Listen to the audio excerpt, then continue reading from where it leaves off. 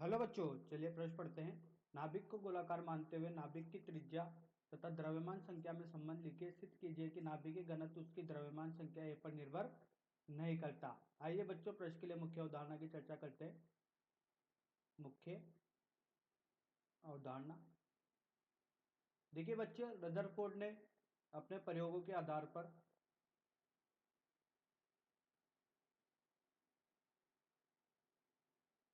नाभिक की त्रिज्या और द्रव्यमान संख्या में संबंध बताया। R बराबर आर नॉट ए की घात 1/3। तो बच्चों यहाँ पर R नाभिक की त्रिज्या है।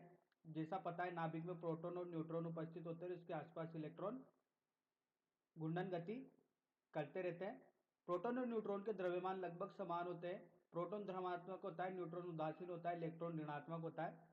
इसका सारा परमाणु का सारा द्रव्यमान नाभिक में केंद्रित होता है। इस तरीके से अगर बात की जाए परमाणु संख्या की, तो परमाणु संख्या प्रोटॉनों की संख्या होती है और द्रव्यमान संख्या प्रोटॉन तथा न्यूट्रॉनों की संख्या होती है। तो आर नोट यहाँ पर 1.2 गुणे 10⁻15 मीटर, यह त्रिज्या नियतांक है।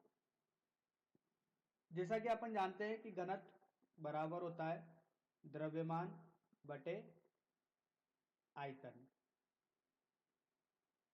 तो बच्चों, इस मुख्य उदाहरण के आधार पर प्रश्न को हल करते हैं।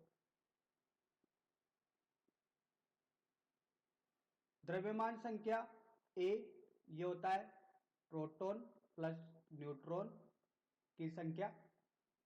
अगर बात की जाए द्रव्यमान की, तो द्रव्यमान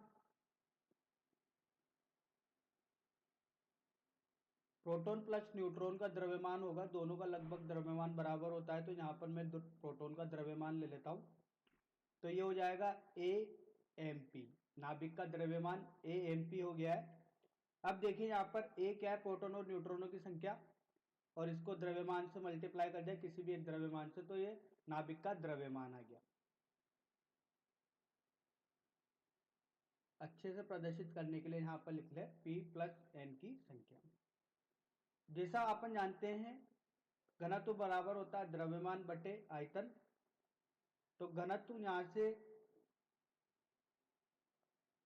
बराबर हो जाएगा द्रव्यमान ए एम पी, और किसी भी गोलाकार आकृति का घनत्व 4/3 पाई आर की घात 3 होता है।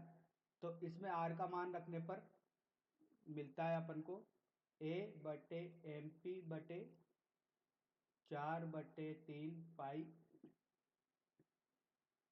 आर नोट की घात 3 ए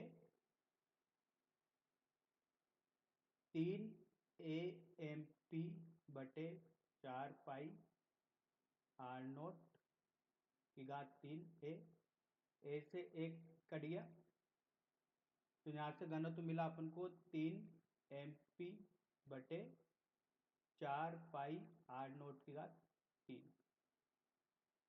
पूछा गया था प्रश्न में, बताइए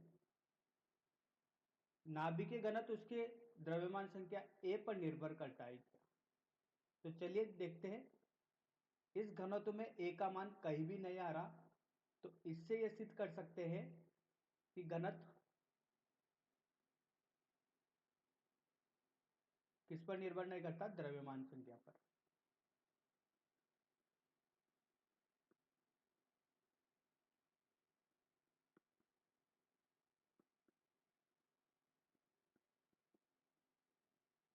तो बच्चों, आशा करता हूं आपको यह समझ में आया होगा। धन्यवाद।